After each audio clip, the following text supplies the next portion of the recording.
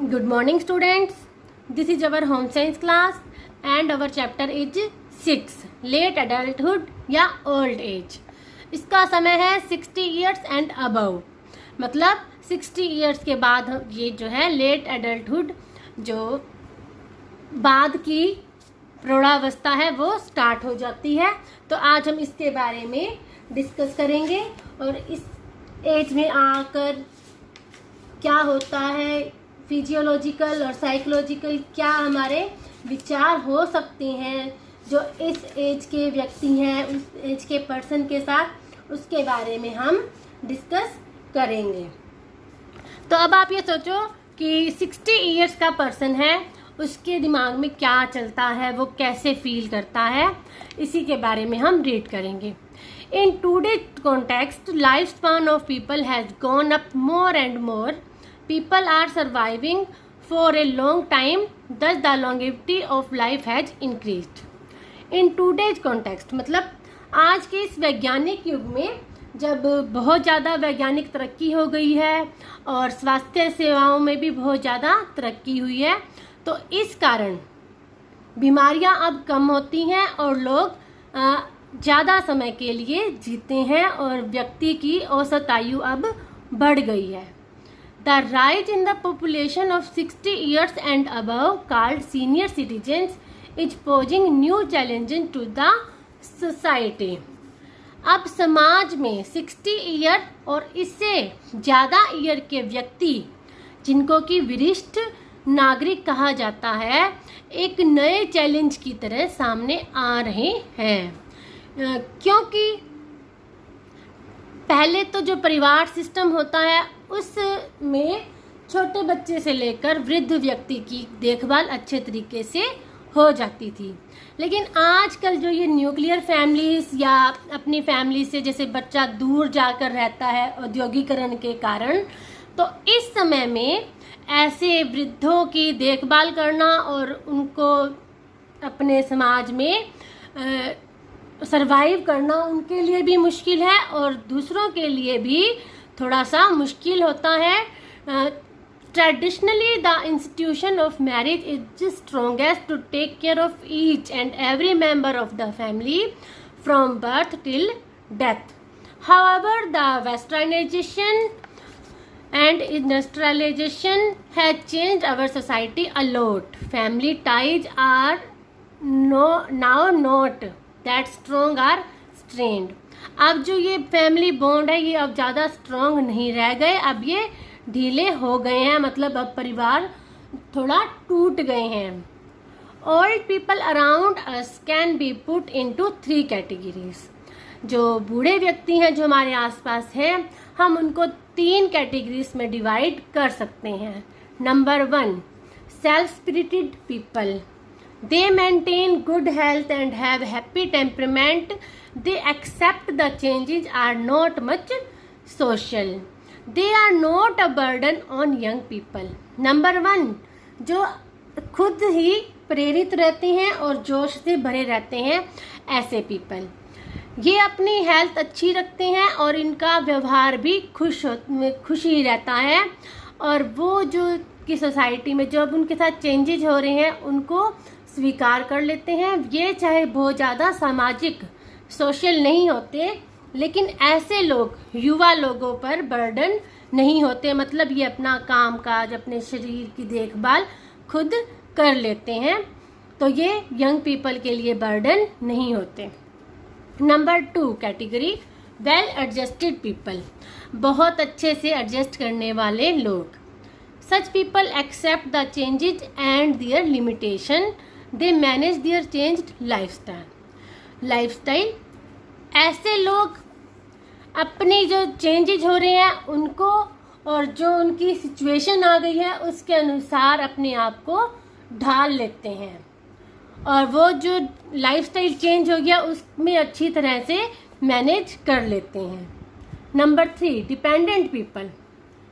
Old people who loses her their physical and mental capabilities to a great extent get dependent on their children. They are a bit unhappy about this changed situation. Number 3 dependent, निर्भर व्यक्ति, ऐसे लोग जो कि किन्हीं कारणों से अपनी शारीरिक और मानसिक योग्यता जिनकी खत्म हो गई है और वो पूरी तरह से अपने बच्चों के ऊपर आश्रित हो गए हैं, निर्भर हो गए हैं, ऐसे व्यक्ति असंतुष्ट रहते हैं और जो उनका बदला हुआ वातावरण है उसके प्रति वो असंतुष्ट रहते हैं और नाखुश रहते हैं। तो ये 3 टाइप ऑफ पीपल हो सकते हैं लेट अडल्टहुड में। एक खुश रहने वाले, एक अपनी परिस्थितियों से समझौता करने वाले, और नंबर 3 पर आ जाता है जो अपना मतलब हेल्थ वगैरह जिनकी खराब हो गई है, जो अपना खुद का ध्यान नहीं रख सकते, तो थर्ड वो डिपेंडेंट पीपल। तो अब इसके बारे में लिखा हुआ है आगे, to make old age happy and older people it is necessary to take care of their health and wellness, it should be the top priority. जो बूढ़े लोग हैं उनकी खुशी के लिए और उनके खुश रखने के लिए सबसे ज़्यादा आवश्यक है उनकी हेल्थ अच्छी हो और उनकी कुशलता, मतलब वो ठीक रहे। ये सबसे बड़ी प्रमुख बात होनी चाहिए, क्योंकि अगर जिसका भी स्वास्थ्य ठीक है, चाहे एज कोई भी है, तो वह खुश रह सकता है। तो number 1 priority is their health and wellness.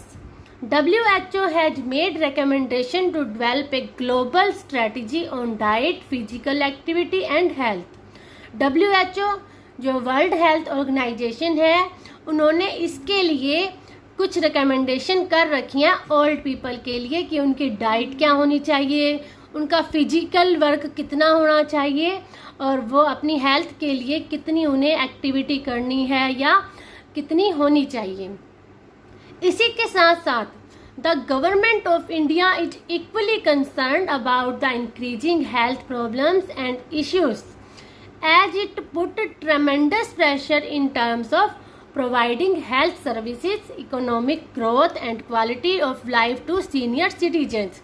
WHO तो ये कर ही रहा है, इसके साथ साथ जो इंडिया की गवर्नमेंट है वो भी इसके लिए सेम रूप से चिंतित है, ताकि जो बूढ़े लोग हैं उनका स्वास्थ्य ठीक रहे। अगर उनका स्वास्थ्य ठीक रहेगा तो एक तो इकोनॉमिक जो ग्रोथ होती है वो बढ़ती रहेगी और दूसरा सीनियर सिटीजन खुश भी रह पाएंगे, और इसके अलावा ज़्यादा उनको हेल्थ से संबंधित बीमारियां होने के कारण एक तरह से ये एक आर्थिक प्रेशर पड़ता है इकोनॉमिक्स के, इकोनॉमिक जो स्ट्रेटजी है हमारी देश की उसके ऊपर एक्स्ट्रा बर्डन पड़ता है। क्योंकि अगर हम स्वस्थ रहेंगे तो ये लंबी उम्र के बाद जो बीमारियां हैं इससे देश की आर्थिक व्यवस्था पर भी असर पड़ता है। In this old age great many changes occur in people and their surroundings. जब बूढ़ी एज में लोगों के सामने आसपास बहुत ज़्यादा चेंज हो जाते हैं, they face problems in different areas and accordingly their needs also change. उनके जो प्रॉब्लम्स उनकी बहुत ज़्यादा बढ़ जाती हैं और उसी के साथ साथ उनकी नीड्स भी बदल जाती हैं। In order to maintain their health and wellness in different areas, it is necessary to understand these changes. उनके जो हेल्थ और वेलनेस को हम चाहते हैं, इसके लिए हमें उनमें क्या परिवर्तन आते हैं उनको जानना बहुत ज़रूरत बन जाती है। तो पहले हम पढ़ेंगे कि ओल्ड एज में फिजिकल चेंज क्या आते हैं और उनसे रिलेटेड प्रॉब्लम्स क्या होती है। Number 1, at the aging starts, the person starts looking physically different to others as well as to oneself. जैसे ही ओल्ड एज आती है तो जो व्यक्ति है वो और लोगों से अलग दिखाई देने लगता है, जैसे उसके बॉडी में शेप में चेंज आता है। Face and general appearance make the person aware of the changes and it saddens him to realize that old is approaching. जैसे ही व्यक्ति बूढ़ा होता है, जैसे कई बार वो झुक जाता है, उसके फेस पे रिंकल आ जाते हैं और ये एकदम से सडन अचानक हो जाता है और उसको भी उसी समय रियलाइज होता है कि अब वह बूढ़ा हो चुका है। जैसे हमने पहले पढ़ा था, pre adulthood, early adulthood, middle adulthood और लेट अडल्टहुड। जो मिडल अडल्टहुड तक भी व्यक्ति में दोबारा, जब रिटायरमेंट के बाद दोबारा कार्य करने की क्षमता होती है कि वो चाहता है कि वो दोबारा व्यवसाय स्टार्ट कर ले। लेकिन लेट अडल्टहुड में आने के बाद उसका जैसे अपीयरेंस चेंज हो जाता है और ये एकदम से सडनली होता है।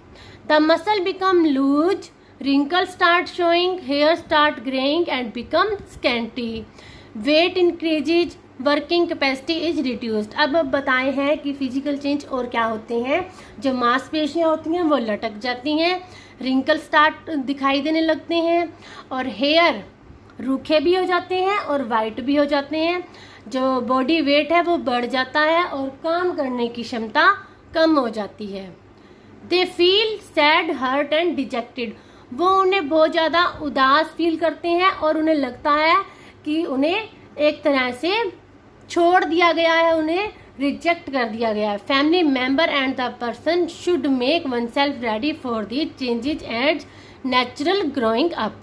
अब जो फैमिली मेंबर है उनको पर्सन से अच्छा बिहेव करना चाहिए और उनको इन सब चेंजेस के लिए पहले से ही रेडी करना चाहिए कि अब आप में ऐसे परिवर्तन आने वाले हैं। ये तो हो गए फिजिकल चेंज। अब इससे रिलेटेड प्रॉब्लम्स क्या होती हैं? Physiological change and problems. Physiological process undergo many drastic change during ageing. जब बूढ़े होने लगते हैं तो इस समय भीषण चेंज आते हैं, जैसे लॉस ऑफ टूथ, सारे दांत गिर जाते हैं। Decrease neuromuscular coordination, person become clumsy, can't do many jobs properly. जो व्यक्ति है वो उसकी मांसपेशियां और नाड़ियों का आपस में तालमेल बिगड़ जाता है, वो कई कार्य नहीं कर पाता। क्लमसी मतलब उसमें खनिज लवणों की कमी हो जाती है। Loss of hearing and site, देखने की और सुनने की क्षमता में कमी आ जाती है। इनकन्वीनियंस एंड एम्बेरसमेंट हैपन्स, ये दोनों चीजें होने से जैसे इनकन्वीनियंस, अविश्वास होता है और शर्म आती है। Hearing loss makes him conscious and he avoids talking to people and become less social. सुनने की क्षमता कम होने से वो एक तरह से चिंतित हो जाता है और ये सोचता है कि लोग उसके बारे में क्या सोचेंगे, तो इसके लिए वह कम सामाजिक सोशल हो जाता है। Digestive disturbance, because of tooth decay, can't eat fibre food and digestion is affected, gastric trouble start.